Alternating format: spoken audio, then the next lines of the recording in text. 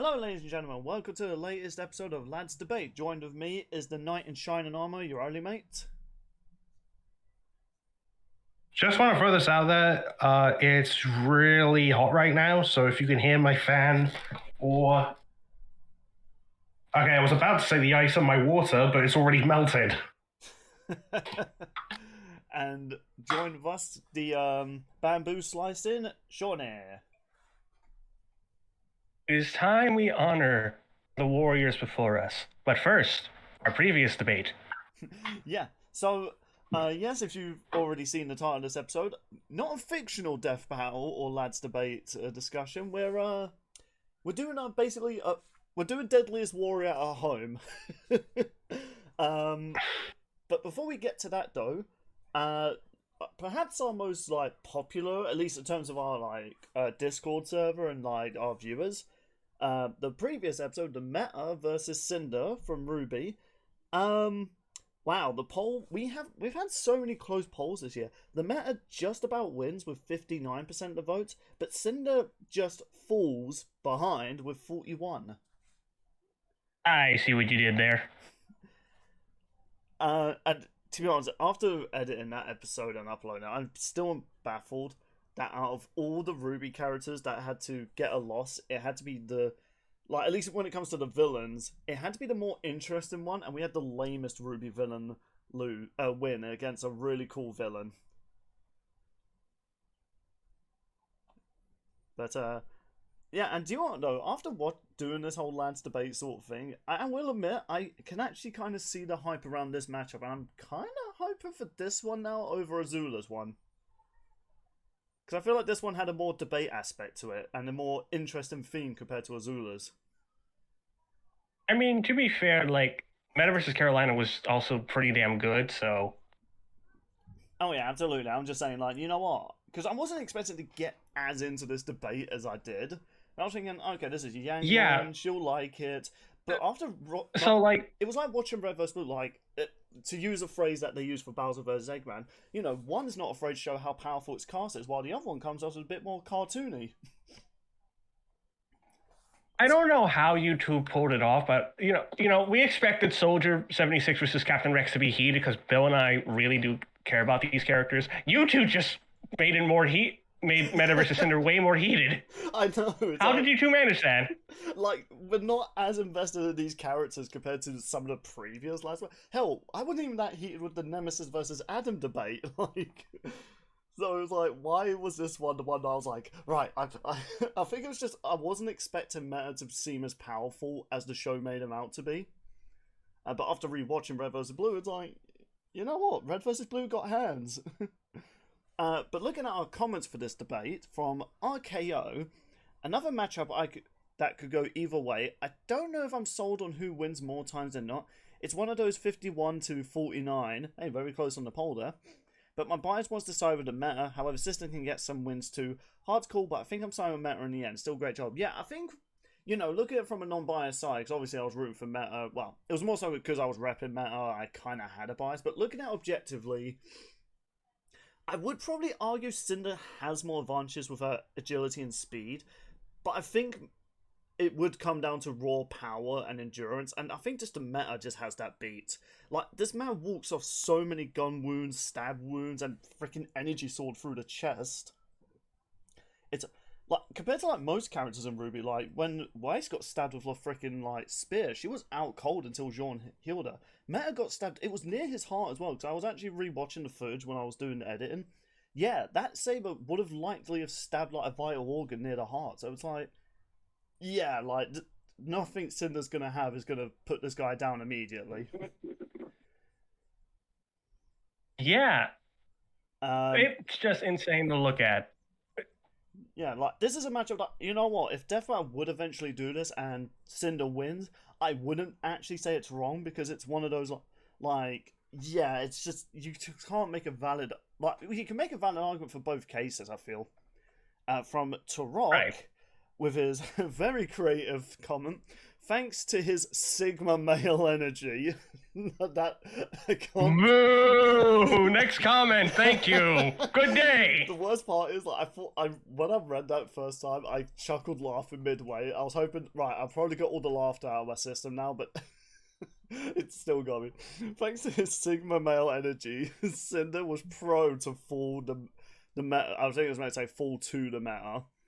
Fall to the meta on this matchup, and I'll go wash my tongue with soap, or I guess fingers for typing that. You know what, man? I'm putting that on a Hall of Fame now. Best pun comment we've ever had from our lads fans. Hooray! Like, will this ever be topped? But yeah, do you know what? Funny enough, when I was rereading this, like, I really regretted that freaking end quote that I said for the meta. Hey, you think? That was probably the worst end quote we could have done. I mean, it's going to be in my best moments of 2025, because it's like... Oh my god. I also like the little edit where I had everyone staring at my avatar, including Meta and Cinder. Just like, what the fuck? And the final comment, which funny enough is from the person who was most excited for this episode, Yang the Insane. She says, my dream matchup, adorable emoji. Honestly, both have a lot of ways to counter one another. It's a tough call. I'd argue because of Cinder's battling at a distance with ranged attacks, it's clear she has range advantage. Maiden powers, though, do require a lot of energy to use. If she depletes her aura and energy, she's basically useless. Someone in the comments can confirm that. I mean, Yang's a big Ruby fan, so I guess that's kind of valid. Meta, on the other hand, is tough, even without armor enhancement, so I'd buy that he'd take the win eventually in raw power. Overall, thanks for doing this one, guys. You and mate Bill did it justice. Oh, thanks. That was one of the things we were worried about. Like, we did the whole gag with, you know, Yang punching Sean because of choosing the wrong winner. But I think... But Lord and behold, she agrees with the verdict. Yeah, well, I think it's more so, once again, she's kind of saying, like, both. You can make arguments for both cases, because she, you know, she does bring out a good point with the range distance. Like, the brute shot is a versatile weaponry for melee and explosive, like, damage. But if I really had to say who had the better ranged option, I think Cinder won because of the fact she basically has unlimited ammo. But she does seem to say, though, it does deplete her aura, and even magic apparently does have a limit. I do know in Ruby that when a maiden does overexert their magical abilities, they can be basically left vulnerable. And, like, they could still use it, but not to the full extent they would at maximum power, which, you know, it's valid. Otherwise, maiden powers would just be broken in Ruby if they could just not run out of magic. But, you know, the big thing I'll take for this, I'm really glad that we did Yang's Justice, because, like, when we did Lance Debate, it wasn't really going to have, like, a lot of serious matchups. Like, the first ever episode, Heracross versus Sizzle, that was because me and Sean got into a petty argument in our Discord chat about, like, what was the best Gen 2 Pokemon, like Gen 2 bug Pokemon they introduced, and that's never gonna have a conclusion. Like, we both... People took it so seriously, it was a tie. Twice! Like, the Twitter poll, tie. The YouTube poll, tie. Heracross won the first episode, Sizzle won the next one, so it's literally a tie. And before anyone does try and vote, like, if somehow Heracross or Sizzle does gain and win in the poll, by the time we've done the lads debate where we showed the poll, it's officially a tie. So, like Link versus Chosen Undead. Yeah, that poll recently got to a tie. It's like, oh my god, like, how? Like, I think the only matchup we've had this year that was a very clear winner from the poll and the episode was Kiryu versus Tommy, which I do need to play the new Mafia game, but I don't think we're going to get Tommy freaking shooting a grenade out of the air or punching a tiger. I mean, hell, I think the new game actually takes place way before Tommy's even born, so... But, hey, who knows, maybe this matchup will also be a close one, because this is actually quite a popular debate, which we'll announce again, the Japanese samurai versus the quote-unquote English knight. Why do I use quotation marks? You'll see when I actually talk about the analysis. Also, if it wasn't obvious enough, we're using real-life counterparts, so no fictional characters. Sorry, Richard, no Samurai Jack scaling in this debate. Jesus Jesus Christ. Wait, was that an actual thing that came up somewhere? Bloody hell, I'd hope not, because by that logic, does that mean I can use the freaking knight from Oblivion? Like the main character of Oblivion? Because if that's the case... Hero of Kavach? Yeah, because I think by that logic, then I think sure that character beats the Samurai Jack Scalen. But, yeah, so no, we are using fictional, real-life characters, so we'll go by stories that at least have, like, if we bring up real-life figures that of these Samurai Knight eras, we'll only use concrete evidence. So if there's, like, mythological stories about a man that managed to lift a mountain, we're not taking that. If there's, like, literally documented notes of, like, samurai bench pressing an elephant, or knights freaking shoryuken someone in the air, we'll take it because it's written documents. Could be true, could be false, we don't know. These are just the words of the people from those time periods. Alright, so 10 minutes on my clock still, right? Yeah, I'm just pulling that up now. Okie dokie. Ready? Yes, I'm ready. And go. Lads, we've previously talked about Japan, how much we love its iconic history, its anime, and, well, its not so bright sides.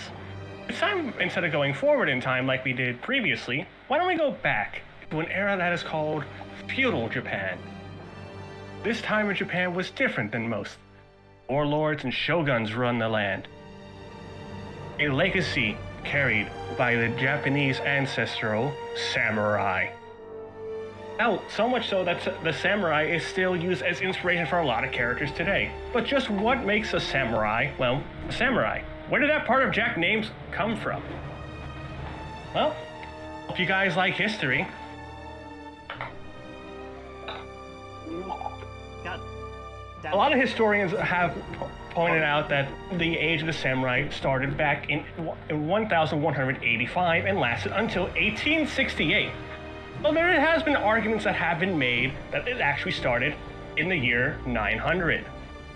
Under its first samurai, well-known, Tairi no Masakado, who, I don't know if we're going to keep up a controversial count, but kind of overthrew Japan's government at first.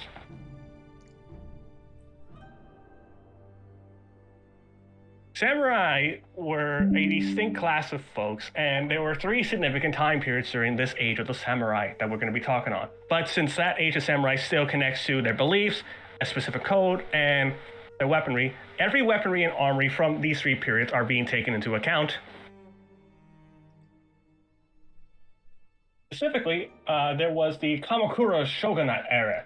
This was a more military-based era, built around strategy, deception, and conquering. Maramuji and the Sengoku era was when the rise of clans and warlords happened in Japan. They didn't have like a strict code, a strict leader to follow, so Japan was kind of divided by different warlords and clans throughout the years, or eras, depending on how you want to phrase it. If you heard a famous last name, it's likely they came from this specific era. Later on came the Edo period. They tried to make this a more peaceful area where the samurai could get back into society and be more than just a blade for hire, more than just a scary man with a giant sword, and more than just meets the eye, you could say. Lustrous Well, joke. I had to, okay? I mean, Transformers originated from Japan, so not too far off. Well, there was something else that originated in Japan. You know that Code of the Force? It actually kinda is connected to an original strict tenet that the samurai followed. Specifically, it was a strict code called Bushido. The Bushido code focused on four main things for a samurai: loyalty to one's clan or family, honor to make sure they do right by justice, and carrying out deeds that make them famous, if you will. Courage, the ability to never back down in battle. Even in your dying breath, you still want to fight till you can't anymore. And self-control. Samurais knew they were dangerous weapons, so they had to control themselves rather than become a rampaging tyrant. Gee, doesn't that sound familiar? Yeah.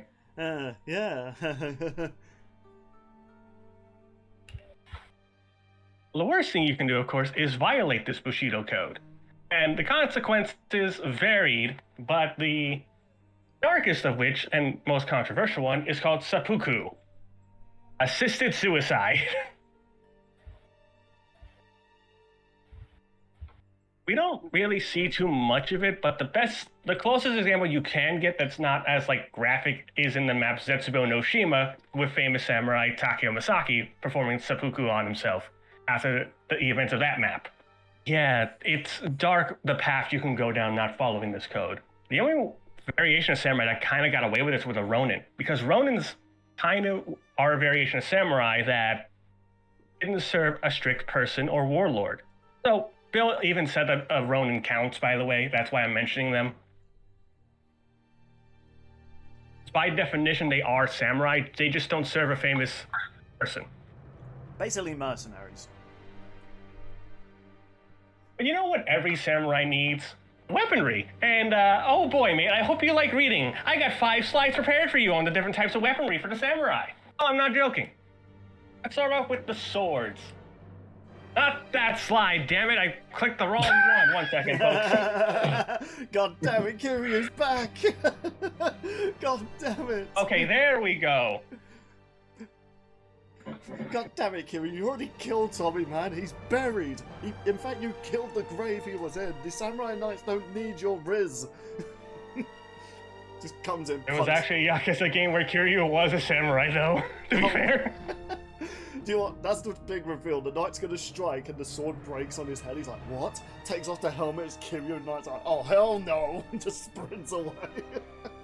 Throws his broken sword on the floor like, I'm out. By the way, Sean missed opportunity earlier when you were doing the Star Wars comparison and you were like, yeah, sound familiar? You should have done a Yoda voice like, familiar it sounds. Ah, missed opportunity. I could have, but, well, Bushido's very strict. So let's start simple. Let's start with the blade of the samurai. It's their most iconic weaponry, after all. Example, their katana. It's a unique sword. It's a lot slimmer than most people clarify it as. And people want to know why it's kind of bent in a way. Well, it's due to their Japanese smithing techniques. See, their philosophy was that if you fold the steel, it becomes sharper and faster for them to draw out for the Ilia Jutsu. The jutsu of slicing through people in one swift motion. And well, katanas are surprisingly quite strong. They can slice through bullets, bamboo, and even rope. In fact, I have a video clip for Bill that he's gonna have to mute because copyrighted music. Thanks, YouTube, content creators. Someone actually being able to slice a bullet with a samurai katana.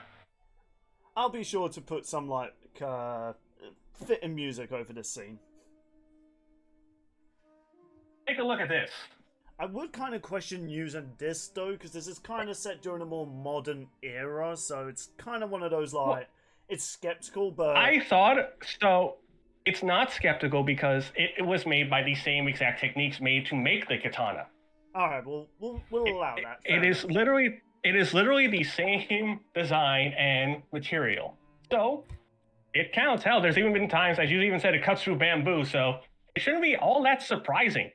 I'm going to resume the timer. Yeah. Okay. Other interesting swords in the samurai's arsenal that I put on the slide for mate because there's more in my notes are the daishos. These are twin swords for samurais. One is designed specifically for attacking, but the other one they preferred using for parrying. They even have a blade perfect for stealth called the wakizashi. These are perfect for stealth, and surprisingly, samurai were actually really good at ninjutsu. So they even used the wakashi for their ninjutsu styles. Because ninjas came during the samurai era, but they were very strict with that. There's the odachi, which is a two-handed katana. The tanto, which is a knife-like variation of it. The tachi was actually a precursor to the katana. It was more of a saber-like sword, but well, you can understand why people prefer the katana over the tachi. Their most dangerous sword is the Yorodoshi. This is a blade famous enough to pierce through armor and even chainmail. Especially when other samurais have to fight themselves because of warlord clans. Why do they fight each other? Why do they not agree with themselves? No one really knows. Well, until some famous folks in the famous samurai kind of united Japan, oddly enough, during one of the last few samurai eras. Specifically, Oda, Toyomaru, and Tokugawa. All three of those men were able to unify Japan towards the end of the second samurai era. There are also famous samurais like Yasuke. He was an African slave, and well, time for another controversial thing. To prove that he was like African, since Japan didn't encounter any of them, the warlord he talked to asked him to strip down, and he rubbed his skin to make sure it wasn't ink. And it's a real tale. Yeah, that was a real thing. There is also Miyamoto Nashi. He wrote the Book of the Five Rings, and has a 60-0 record in duels and one-on-one confrontations. Speaking of one, you have 1 minute left. All I'll say is there's a lot more to a samurai than just a blade and armor clad. They were still people at the end of the day. Tales to be told, journeys to be had. While it is dark, samurai eventually faded into peace and prosperity. You can live in harmony. And that's where I'll end it. Alright then. Okay. I will say you did kind of gloss over some other aspects about samurais, but I'm probably going to bring up I have more weapon slides, my guy. Oh no, I meant like in terms I of had a like lot to some work. controversies, we'll say. There was a lot to go over, too, in my defense.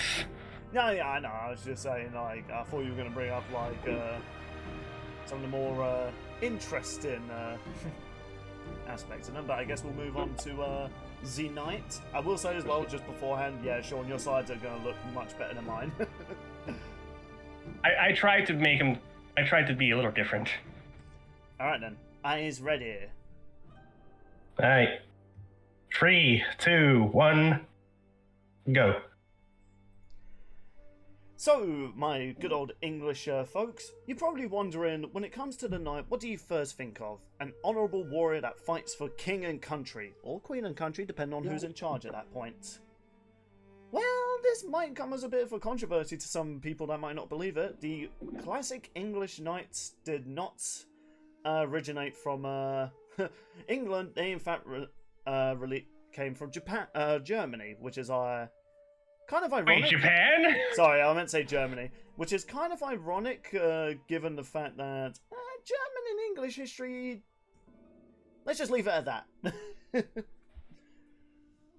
But even though knights weren't technically depicted or even, like, properly named until the Middle Age era, technically the 12th century, there was, like, remnants of the first era of knights. They came in the legend of these terrifying armoured figures that mounted on these armoured horses. Like, they came out of nowhere and slaughtered villages and militias alike. They were seen as hired armies, but deep down they were actually, in a way, secret military for like a lot of royal families.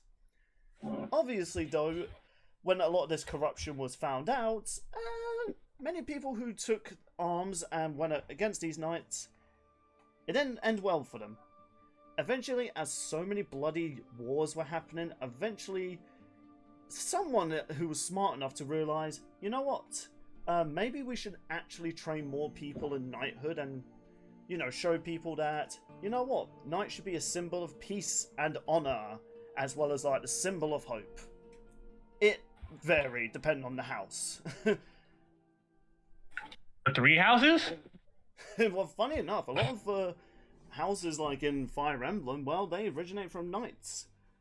Many like royal families had their house, which basically was like a private, like, oh no, think of it like a mafia family, you know, they had their own like soldiers and stuff like that.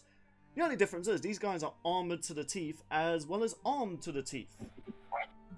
The knighthood like expanded for like so many centuries, even to the point they had so many weaponry, they even had guns. Kind of. I'll get to that during the debate aspect. Of course, what is a knight without his iconic armor? Because let's be real here, the moment you think of knights, you probably think about those epic guys in like steel armor. And it's not just like the actual steel plate though that covers their body, they're also covered in chainmail. And, you know, chainmail may not seem like much, but surprisingly, knights had to be surrounded in so much protective metal to basically resist almost any sort of attack. Heavy weapons, they had their shields for that. Arrows, they had their steel plates just so it can deflect off the arrows. Swords, axes, warhammer, and spears. Yeah, that's what the steel plate was for. Knights were meant to be seen as these heavy armored, like, soldiers, almost like godlike figures, which isn't a surprise. Many of these knights were seen as holy warriors in the name of the Lord. And boy, wasn't Christian during the medieval era such a peaceful time, right, England? Right? Right? Oh, look, it's on fire. I'm just gonna put that Family Guy giveaway. It shows like the English flag during Middle East. You know that Peter Griffin scene when he's talking to that Jewish guy? And, well, funny enough about Jews people, yeah, so the Knights might have had some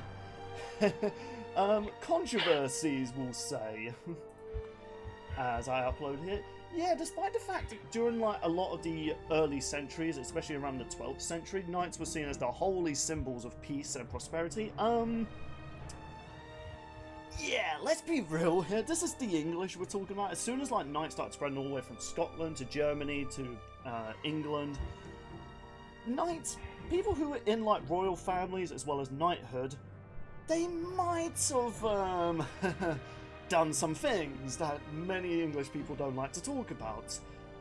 Most of the time, like, when children were trained up to be knights from almost like childhood, when they eventually got their armor and sword, they were pretty much like, unless you lived in a royal family, many knights were kind of thrust upon the world to either become sellswords, royal family members, tournaments, or what was the most common thing for knights?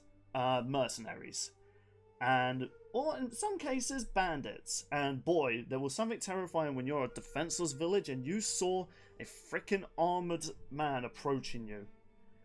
But there was some royal knights that did protect the poor as well as their countries. Oh, I showed the wrong slide, but hey, you know what? I might as well put their skills there as well. Hopefully I did save the other slide. Oh wait, I think I already posted it. The one with like the, yeah. So, you may, if you're an English person, you probably know about the legendary William Marshall, who was not only seen as one of the most honourable knights, he was also seen as one of the deadliest. There were so many stories about him just being this nobody that came from like a small little peasant town. In many stories though, he led the English army against like many of the most powerful forces that could ever come their way, including against the Jerusalem Empire. There were even stories of people witnessing him cleaving a man in half while they were also wearing knight armor. Now, I would be honest, I'm kind of skeptical about that given what the point of having that armor is, but I guess when you're in the middle of a battlefield, you know, things are going to be a bit blurry when swords, heads, arms, and potentially kidneys flying around. Don't know why I specifically chose kidneys, that was the first organ that appeared in my head. And of course though, as another probably popular warrior you're probably familiar with, Joan of Arc. Now, she was the first and potentially only knight during the Middle Age era. Now granted, there were most likely other lady knights as well, but none were ever recorded or ever talked about compared to Joan. And despite her being a knight, she might have been a little cuckoo, you know, saying she had visions from God and stuff like that. But the thing knights also had though, which Joan of Arc proved, is that they might have been deadly warriors, but they were also brilliant tacticians. You gotta think, while knights were studying like the art of wars, using weaponry like their famous swords, axes and spears, they also had to be aware of like their techniques in battle. As the, you know, the industrial era and just weaponry was being made like almost every few years. Stuff from like, when you start with swords, you move to spears. From spears, you move to axes. From axes, you move to arrows, crossbows, freaking like catapults and cannons, and eventually the gun. Again, kind of. It was actually insane just how quickly weaponry and warfare was changing during the Knights era. But it kind of makes sense why many of them would eventually study, well, war tactics. Because obviously knights were the first on the line when it came to invaders, or if they were doing the invading, like good old crusades. And if you know about the royal massacres, then Jews, on behalf of the British people, I am sorry. Truly, I am. Now, of course, though, knights had to be trained in every sort of element of combat. Range combat, sword combat, even stealth combat, even though that wasn't seen as honourable. Well, Knights' Honour of Code was a little bit more loose than the Samurai's one. For instance, they weren't afraid to throw dirt in your eye to win a fight. After all, it's war, after all. A lot of, like, England, Scotland, Germany, Spain, like, a lot of countries during the West were always in constant war. It might not seem like it, but you got to think, social media and all news outlets weren't as big back then. They had to get their stories from either birds or gossip. But there was just constant wars going on, so knights had to always adapt to a new era when it came to, like, warfare. Eventually though, as soon as gunpowder, explosives, and, let's be real here, the more modern era was approaching, knighthood was eventually fading. Until we got to the industrial... Damn you pirates! 1 minute left. Yeah, I know, I had the timer as well, mate. So, what do we take from this story of knights? They may have been like symbols of hope for the royal families, but to a lot of people, they were seen as like monsters. Sure, there were some good ones. There were some absolute amazing knights that would become kings and unite England, as well as Scotland, Ireland, and all the rest. Sadly though, a lot of what knights stood for, greed, lust, power, the sad reality of knights is, well, they're technically still around. They may not be in knight's armor anymore, they may not be carrying swords, riding horses into battle, but they exist, in suits, in powerful places. Knighthood is definitely not dead, and it is sadly still corrupted to this day. And that's where I'll end it. I won't lie, when you talked about like knights and stealth, it just made me think of a Yu-Gi-Oh! Bridge clip. Can you imagine a giant, heavily armored person just trying to sneak around like a crab? I know. Just dun, dun. Did I hear something just now? Dun, dun. Run. Nah, probably just the wind. Dun, Yeah. dun. Yeah, that's definitely the sound the wind makes. Yeah, like, it's kind of interesting knowing, like, man, knights were dirty how they fought. Even though they talked about honor and stuff like that, it's like, you weren't. You guys were pieces of crap and you know it. Hence them becoming pirates. And they lost to pirates in Deadliest Warrior, which I still call bullcrap on. Even my girlfriend calls bullcrap. We know if she calls bullcrap, it must be accurate. Yeah. That's actually something that, like, I remember blew my mind when I was watching one of Loxton's Pokemon videos.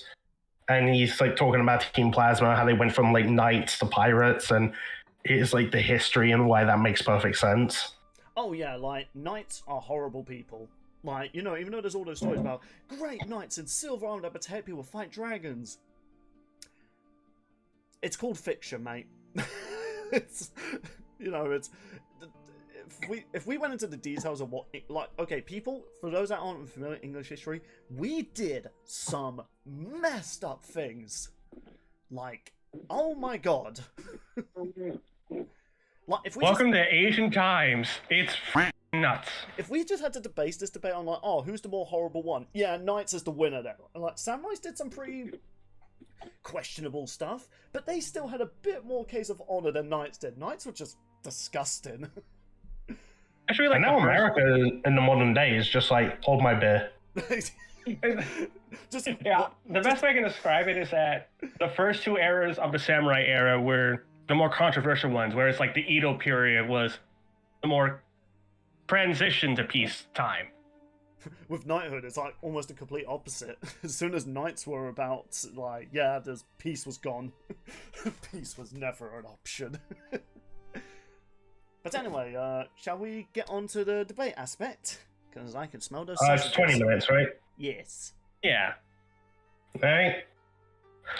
Have at it.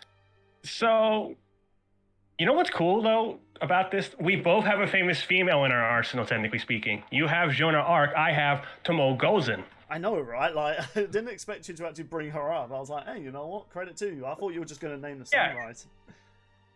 Yeah, no, Tomo, what makes her famous is her archery skill is insane. Hell, it's why a lot of samurais, even though they have a gun in their arsenal, think the Yumi bow was superior to any sort of gun firearm that was invented.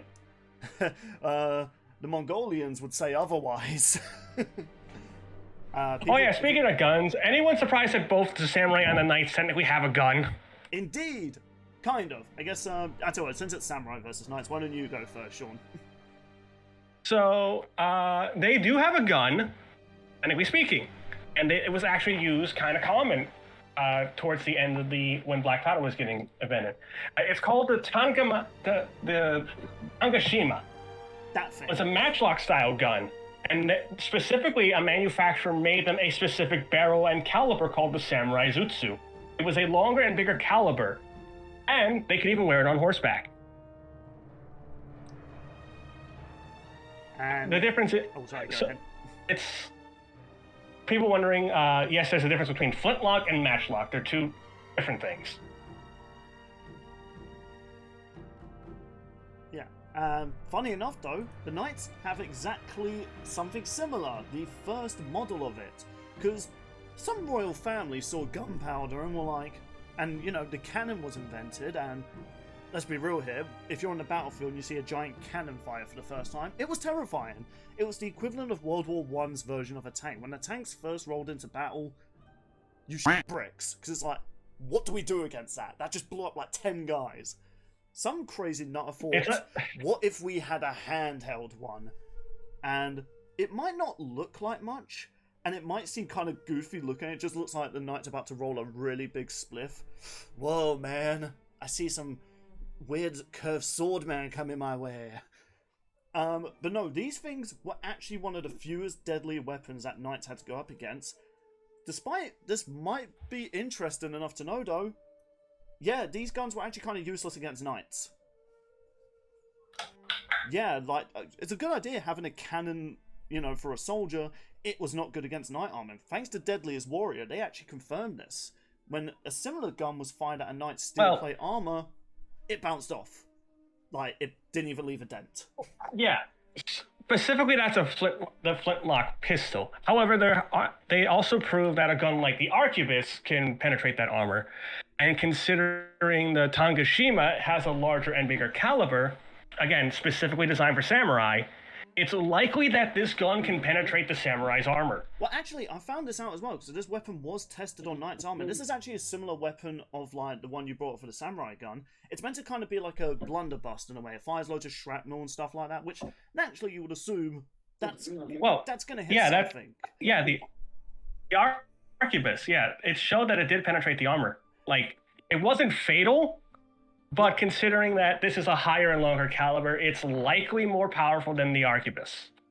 Yeah, well, this weapon here, like, it's kind of in a similar case, but even though it fired shrapnel, yes, if you got right under the armpit and stuff like that, yeah, it did manage to hit.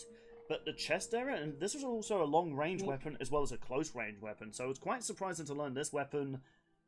You know, good idea on paper, kind of useless. To be clear, specifically fully armoured up knights. Obviously, if you're just going to fight a simple squire with chainmail, yeah, your ass is grass when this blows your freaking chest open. But there's also some weapons... Go ahead, Bill, I'm sorry. Yeah, but the thing that I think is going to be the key factor in this fight, and thanks to me playing Ghost of Tsushima and watching a lot of like samurai themed shows, then I think the knight has the superior armour in this debate. You may be sort of right. The armor is superior for defense. However, the samurai is much, much faster than a knight is. Ooh, what if I told you that might not be the case? It's what makes you think that? So, you remember the man I brought up, William Marshall? Yeah. Okay. He wore similar armor, and at one point, someone tried to fire the classic gun at him. He managed to dodge it just before it fired and kill the man, slicing him clean in half, while wearing full plate armor. It's like, right, he's capable of reacting to gun... Well, to be clear, he probably was going to attack the person. He probably didn't know exactly when the gun was going to fire. But he probably thought, I'm going to take out this guy quickly as possible. And the idea of Well, knights is that they're meant to be heavy armored guys, but also quite fast. Hence, like, you know, in a lot of like Warhammer stuff, you notice how the knights that you can play as, I mean, they have automatic weapons, but they also have swords as well. Well, the idea is they're meant to be heavily agile as well as heavily powerful with their strikes. Well, I still think the samurai's faster, mostly due to Miyamoto Nashi, who went 60-0. As time went on, people got faster, made faster weapons like firearms, and Miyamoto was able to beat everybody. And of course, there's also the just the sheer tenacity of a samurai, like this tale, Sanada Yukimari. He once defended Udai Castle from Hidata's forces of over 40,000+ troops, and was able to do it. It legit, in the history books, took over 150,000 people in order for Sanada to, not Sanada, actually yeah, it was Sanada, to be finally slain. The samurai's endurance and durability is far superior, surprisingly. I would actually argue endurance also goes to knights as well. They could be heavily even, I'd say. Because you've got to think, many of these knights fought, especially Joan of Arc, she fought in a war that was going on for 100 years. It was called the 100-Year War. So did Tamol Gozen, actually. She fought in the Gifant War. Yeah, well, that's what I'm trying to say. I'm not trying to say the knights are more agile and, you know, I'd say they're quite even. I would say, like, endurance-wise, I think both are quite even, because knights are meant to also tolerate pain. Like, despite wearing armor, you got to think, knights are also tacticians. They're not just warriors. They have to also be tactical, adapt to, like, unexpected foes and stuff like that. Anytime weaponry is there, knights have to be prepared for, like, the unexpected. Hence why their honor codes are a bit more freely, like, less honorable than a samurai's fighting style is. Samurais are very front and center. Oh no, samurai were also very good at military tacticians. Specifically in the first period, there was that military strategy-based focused era, and they still adopted that as time went on. There's also some weapons I don't think the knight has specific counters to, like the samurai's chain weapons, like the Kusurigama. The knight's just going to be tied up and not be able to do anything. The weapon that you brought up is very good, and I think it is in like another game that I was meant to play at some point. It's a very, though, like, they need to get a surprise attack on them, which I'm not going to deny. Like, when it comes to stealth, I would give it to the samurai, because they're meant to adapt to be, like, quiet as well for, like, stealth missions and infiltration. Yeah, they also have other chain weapons that are similar to the Kusurigama. The Chigiriki is more aggressive compared to the Kusurigama, and the Kusari Fundai is a hidden weapon that the knight is not going to see coming, again, similar to the Kusurigama. Ooh. Samurai have weapons that can entangle the knights and even disarm and parry them. The samurai is, as counted by famous historians, a master of 18 fighting styles. Oh yeah, knights were trained in multiple fighting styles as well. And the other thing knights also have, yes, you might be able to gain a quick advantage like tangling up a knight, but knights also had some secret weapons of their own. Like, for instance, in one of their swords, they actually have at the hilt a knife that can come out of the hilt to surprise foes, showing that, despite the whole talk about honor and stuff like that, let's say during a sword fight they were having a disadvantage, they can quickly pull out a knife and slice the throat of an attacker. These weapons were also meant to be used against, like, you know, bandits, marauders, not really an honorable knights, so I'd say.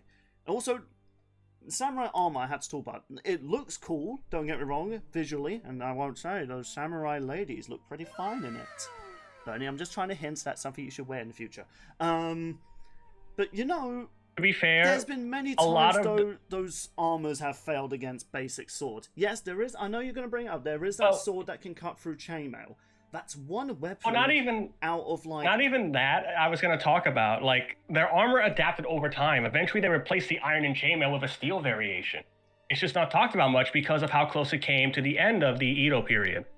Yeah, but the thing is, what you got to keep in mind is, though, this armor wasn't seen as, like, that feasible. To them, they didn't find it as agile. Which, you know, knights laugh in their, like, keg-sized beer, like, not agile and heavy armor.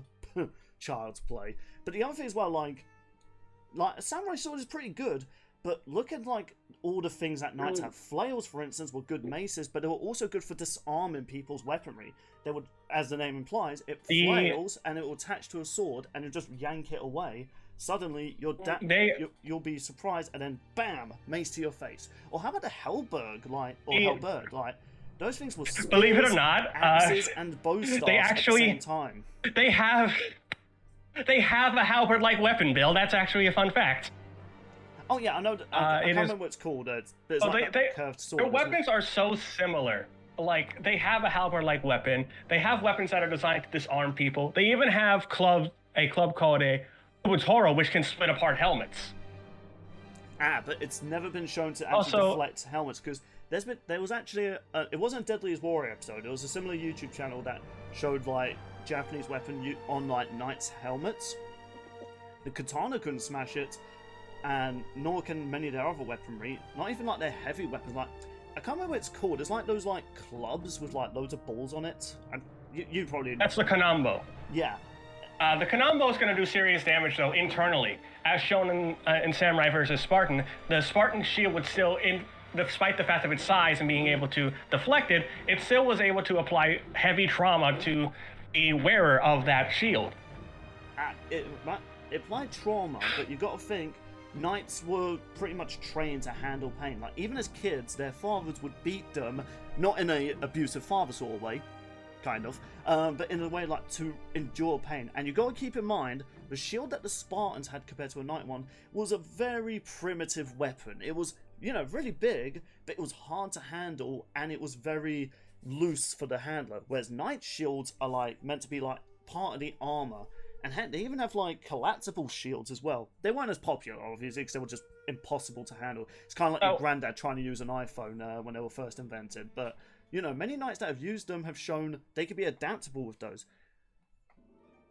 And, you know what, this is actually something I wanted to bring up before you go, Sean. There's one key thing that samurais didn't want influences from the West because they were struggling to adapt to their times. Knights, on the other hand, were constantly adapting to changes in time when foreigners would come in. And yes, when foreigners were coming, knights were the first to see them for not so conventional means. If that was really the case, though, samurais would not have lasted until like the late 1800s, so that's kind of flimsy. Well, it's because, there's also the fact that country. That's why. Even if we say like their weapons are exactly even, the knights are fucked without any weapons. Hell, because samurais have more martial skills than the knights do. 4 specific styles include judo, jujitsu, aikijutsu. Oh wow, good! You're gonna punch. And even karate was eventually adapted. And even karate was eventually adapted into the late 1800s of the Edo period, which is pretty cool. Yeah, don't get me wrong. Those fighting styles against an unarmored man is going to do some serious work. You know, I used to do jiu-jitsu when I was a kid, and you know what? I've taken a few hits. Also, yeah, fun fact of the day, pupil. Yeah, good luck punching a man covered in steel armor. Like, okay, look, I may not be the most henchest guy, but even a fully grown man punching steel armor, it's gonna hurt. A knight, though, when they have hands, you do realize, Bill, hitters, like you get punched by a metal gauntlet, that's gonna hurt more than a fleshy hand. No, judo's not about punching people. It's a grappling style. Oh yeah, good luck trying to flip a man that is wearing steel armor. Also, keep in mind, they have horses. They couldn't do it. Knights were known as powerful horse riders. Like, you know all those shots of like cavaliers riding on horses with heavy armor on them? Who were samurai? They were trained horses. Also horse riders. Their horses weren't built for combat like knights were. Knights' horses were even trained to defend themselves in case of an attacker, whereas samurai horses were mostly made to be like not afraid. Like, if there's war going on, horses are just meant to stay there. They never kicked off in fights like a knights did. Well, to be fair, why would we send a horse to fight? That's animal cruelty. I think we can agree that's just animal cruelty at that rate. Well, yeah, that just goes to show knights being pieces of shit. Add one to the controversial counter. Thanks, knights. You pieces of shit. Actually, do you know what? That's a strong case to... do you know what? No, make your case first, and we'll get to the... There's also a specific weapon called the Yari. It's a unique, like, spear. What makes it unique? It has 16 different blades and 5 different shafts that they can customize on the fly, as well as them being more masters of it. So add even more fighting styles on top of what they already know. Yeah, you know what? I will give you that. You know what? That weapon definitely trumps most of the knight's weaponry. Emphasis on most. Now, let's talk about their. 'Cause I think we're down to the last 5 minutes, mate, or have I mistimed that? Yeah. Right. Let's talk about their fighting style, and well, I guess we kind of already did, but their honor in terms of fighting. Samurai, how they're very strong with their honor thing. Heck, even their most controversial samurais that were responsible for war crimes would never try and win a dirty tactical fight.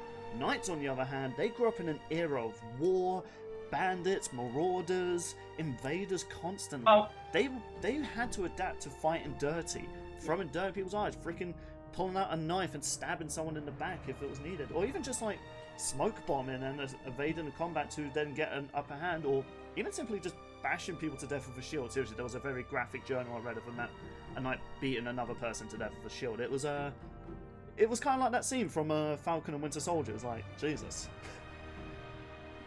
Well, to be fair, samurais have also kept up with dirty fighters before, like the ninjas. Yeah, ninjas use dirty fighting styles, and samurais were able to keep up and defeat ninjas. In fact, I'm pretty sure samurais lasted a lot longer than ninjas did for hundreds of years. To be fair, though, when ninjas... Even other Ronins who fight dirty after abandoning the Bushido code, samurais were still able to keep up with their dirty tactics and beat them. Similar to a case with like bandits and marauders, they tried to fight dirty against knights, but then when they started fighting dirty, surprisingly, not many people wanted to invade kingdoms that had like bandits. They want to go up against like knights and stuff like that. Well, bandits during the samurai were not afraid to attack royal families in Japan, in England, Scotland, Spain, pretty much all the West. If you saw a royal family and they even had one knight with them, you stay the hell away from them, because you mess with them, you're dead. Like, they wouldn't think twice. You don't lock them in the dungeon. Nah, that's just fiction, mate. Nah, if they saw you as a peasant trying to rob them or kill them, nah, knight would cut you down. But that's the thing that I think is key. It's dirty fighting versus more, but honorable the samurai fighting. can keep up with the dirty fighting. That's the thing. Well, so that doesn't make it inherent unfairness. Just like Jack versus Afro. Like, Afro had dirty fighting, and people thought that would be an advantage, but no, because someone like Jack is able to keep up with a dirty fighter, same kind of logic actually applies here. Do you know what was the difference in that fight compared to fighting a knight? They're in what? They're in armor. The armor is the key factor in this fight for the knight as well. Like, samurai armor. You mean the armor that makes them slower, make them easier to tie up, and not be able to get back up after they're knocked on the ground by a gun, as shown in Deadliest Warrior?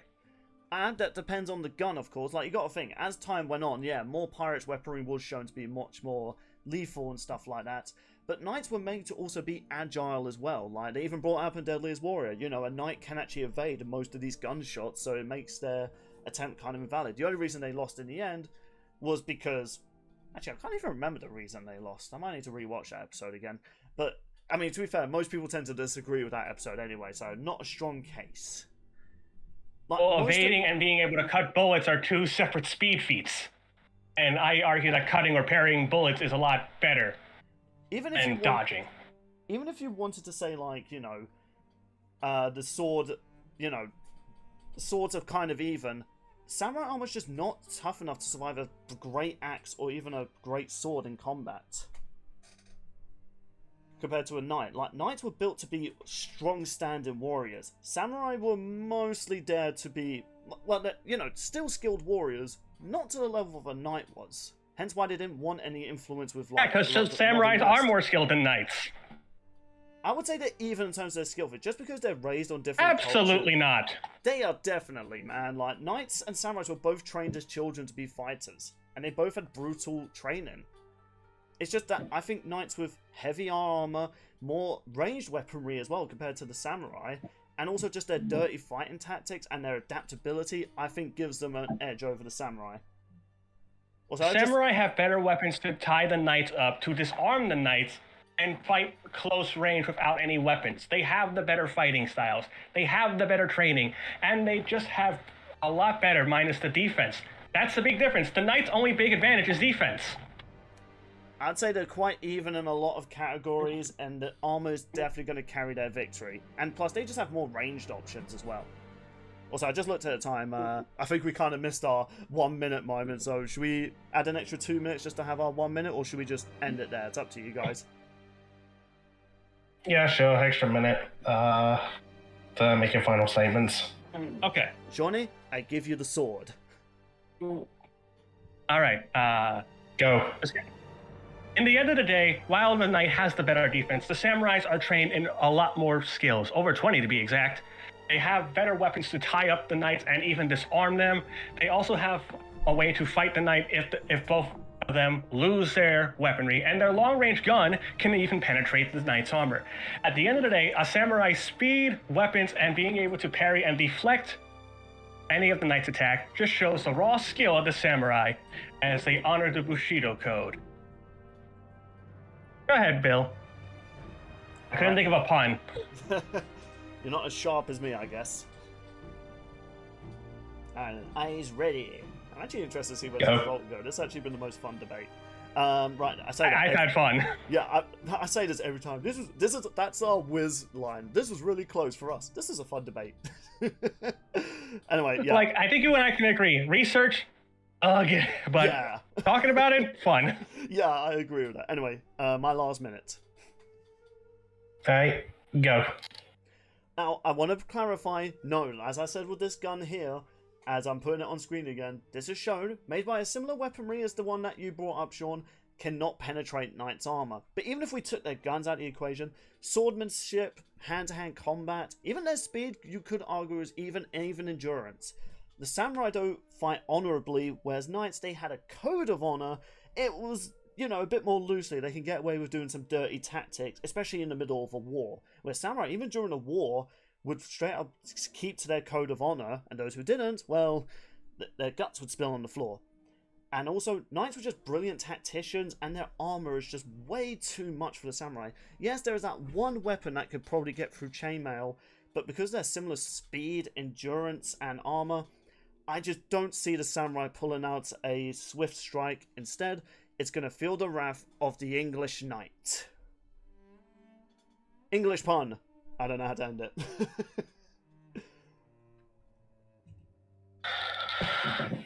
Okay, so now I have to make a verdict. Yeah. Before Unless you want to say it's a tie and make the audience vote. I want to say, like, debate-wise, even just discussing this episode was definitely the most fun. And I'm going to also say is I could not really give a half-ass who wins. Both these two are kind of pieces of crap.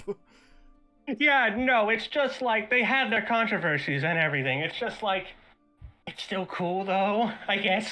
Deadliest Warrior, man. This should, you know, if Deadliest Warrior ever reboots, this needs to be the premiere. And Deadliest Warrior, bring us in. We want to use their weaponry. Anyway, mate, you have the shield, sword. I don't know. I kind of already gave Sean a shield, so I don't know. Here's a flail.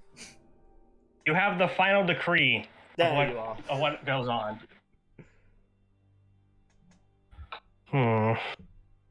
Well, I would say something about their arsenals, but, well... Okay, Sean, I like how you said, like, okay, I have, like, so many slides. You only put 2 for... You never asked for the others. It's your job to present them. That is true, Sean, so you might have f***ed up for yourself. Anyway, no interrupting. This is mate's moment. No talking.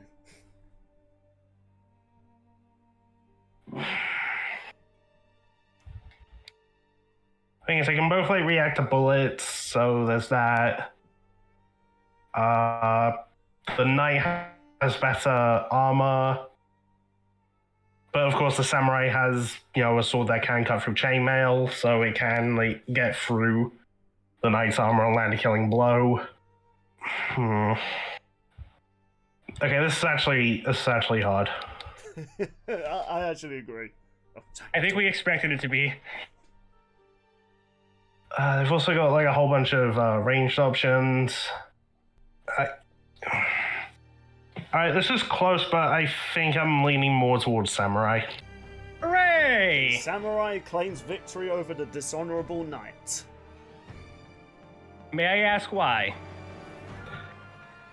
I mean, able to cut through chainmail, so that definitely helps. Like you said, can keep up, well, can actually deal with dirty fighting, so you can't really rely on that.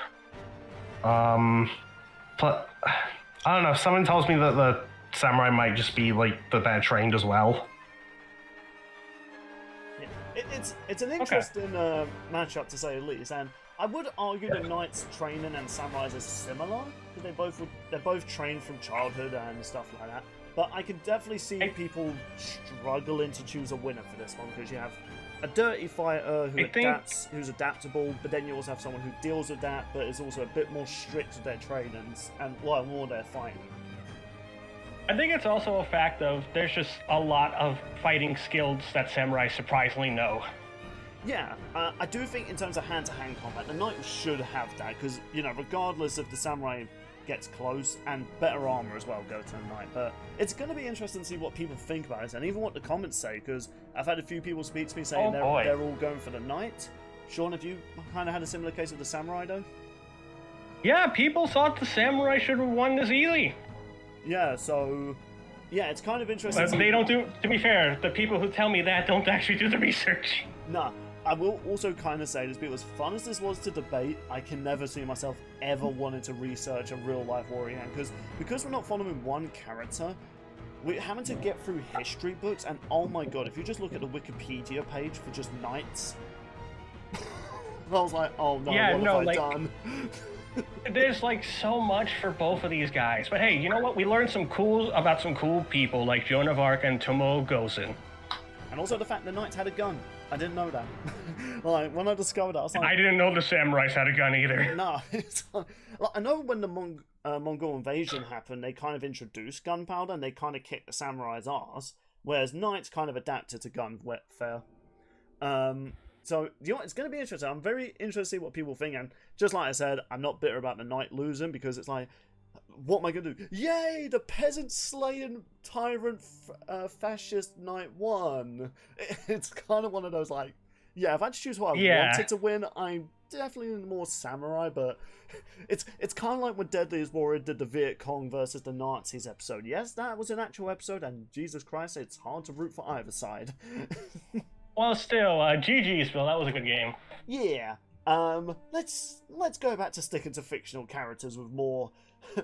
presence, lore, and stuff like that. This will just be a fun one. Hey, speaking of which, yes. So, people, the next episode is actually another fan-requested episode. And how far does this go back? Since the live stream when we did Nora versus Reinhardt, which was 3 years ago. Bro. Yeah. And what is that episode for those new viewers and maybe old school viewers? It is Cole McGrath from Infamous versus Raiden from Metal Gear Solid. A matchup made prominent by PlayStation All-Stars. They made Cole and Raiden rivals in the game. Yep. Which, that's a good theme between the two, and when we post the idea to people, they were down for it, so...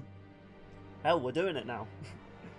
And... representing once again Cole McGrath is, shockingly, once again Sean. To the surprise of nobody. And in a similar case, reprising his role to provide information for Raiden is your early mate. Oh yeah, you did research Raiden. Yeah, not only for Death Battle, but also looking into Senator Armstrong. Hey, to be fair, the last time we had a Metal Gear character on, people fell in love with that episode, man. Who knows, this might be another case. Yeah, I'm actually kind of excited for this, because this is, again, kind of going back to what Lads is about, like, just kind of going for the more, not sillier, but kind of the more obscure and kind of the whole, like, you know, what's the best way to describe it? Not so popular, but kind of interesting discussions regarding the matchup. You know, like, the Samurai versus Knight was kind of one of those, like, fun what-ifs, like, hey, let's actually do this one. And then, you know... And then we looked into it, and now we hate each other. Yeah, so at least we're getting back to more simpler characters. The moment researching fictional characters is easier than real-life characters. Now I can understand why not a lot of people study for museum. But yeah, so people, who do you think should have won this Lads debate? Do you agree the Samurai won, or do you feel as though the Knight should win? If you were rooting for the Knight, people seriously just look up some of the Wikipedia stories, I suppose some of the people that I chose to leave out, because Jesus Christ, there's a reason I only brought up 2 awesome Knights, let's just say. If you rooted for neither Samurai or Nine, make the poll tie. Yeah, no one wins. They're both pieces of crap. But what do you think about the next time? And sorry, mate, go ahead. By the way, since I called Sean out for like presentation slides and whatnot, I might as well do this. Bill, why are some of yours cut off? Yeah, I didn't want to say anything. Yeah, so that probably won't look like that in the video itself, because I don't know. I think maybe because Discord can't handle too many big pictures. I guess that centimeter was too big. So, I just modified my text to decide when it was getting cut off. That's all I had to do. Yeah, I'm just going to quickly take a screenshot of it. This is what Mate and Sean had to see compared to what the viewers are going to see. Yeah, this is what they had to see. Yeah, I hope this was at least an interesting matchup, though, and hey, who knows, maybe if people request enough, maybe we'll look into other historical figures, but can we please just stick to fictional characters? We're nerds, not nerds. Watch that one person be like, now do ninja versus pirate. No. To which I say no. Naruto versus Luffy, got it. That's what we'll do instead. If you suggest pirate versus ninja. Yeah, because let's look at how many episodes of One Piece there is. Right, last debate is cancelled. You don't. Not going for all of One Piece. Not 1, 2, 3, not it. Not it. Oh. Yeah, but that means I get Luffy. Anyway, but yeah, thank you all so much for watching. If you want to check out these guys' channels, links in the description down below. Want to join our Discord? We do Lads Debate is there as well, and there's maybe an interesting episode on its way. Be sure to join the Discord down below and share the video around. Keep the channel growing. Farewell, everybody. Bye. Excuse you.